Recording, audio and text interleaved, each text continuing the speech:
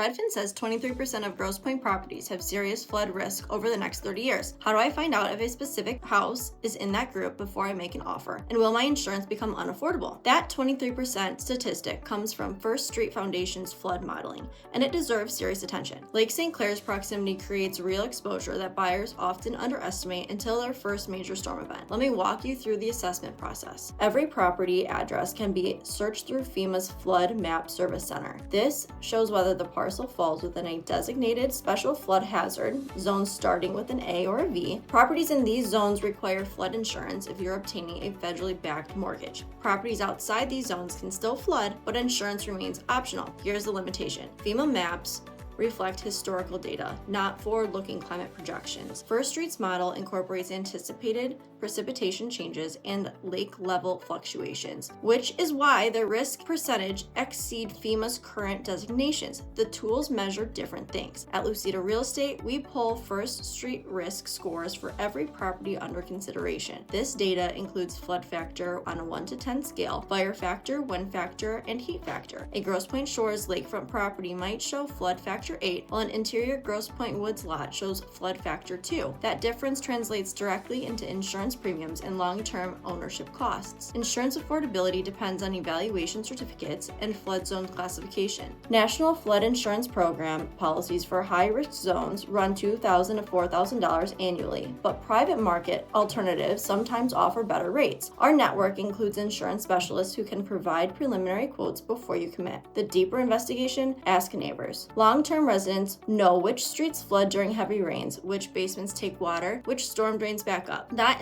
institutional knowledge doesn't appear in any database.